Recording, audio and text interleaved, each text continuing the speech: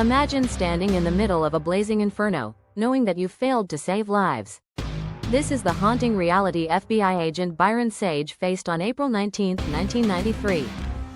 For 7 weeks, Sage and 51 other negotiators tried to persuade David Koresh and his followers to leave their compound. But on that fateful day, Mount Carmel was engulfed in flames. Sage recalls, "By turning that switch off, it was like I had 51 other guys that were looking over my shoulder, watching me say, 'We failed.'" The siege began nearly 2 months earlier with a disastrous ATF raid that left 4 federal agents and 6 Branch Davidians dead.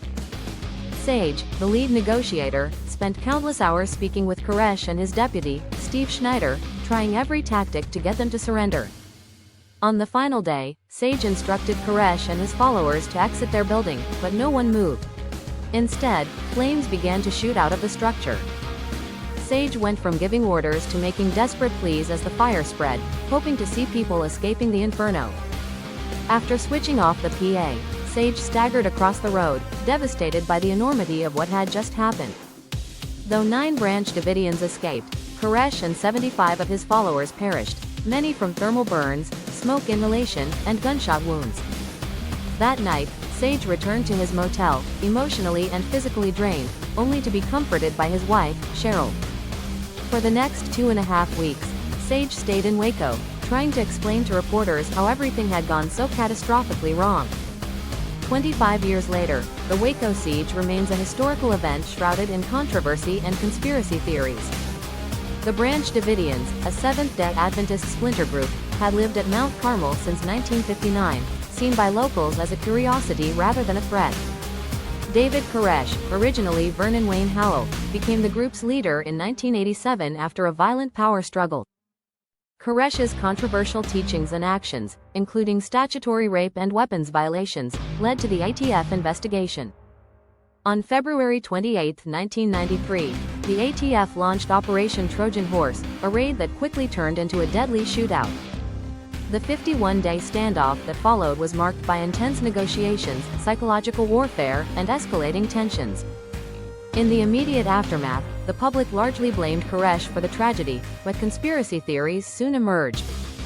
Some claimed the FBI had deliberately set the fire and shot escaping Branch Davidians, fueling anti-government sentiment. These theories gained traction, especially after the Oklahoma City bombing, which was partly motivated by the Waco siege. In 1999, the FBI admitted to using pyrotechnic tear gas rounds, further fueling suspicions of a cover-up. Special counsel John Danforth's investigation ultimately exonerated the government, but doubts persisted.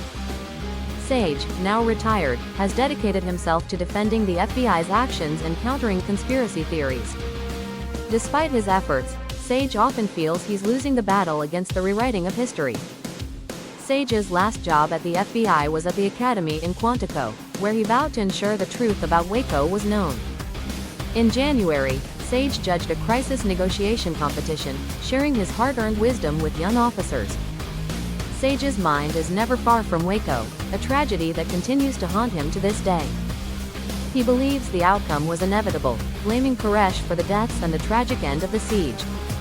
However, some, like fellow negotiator Gary Nosner, think a different strategy might have saved more lives.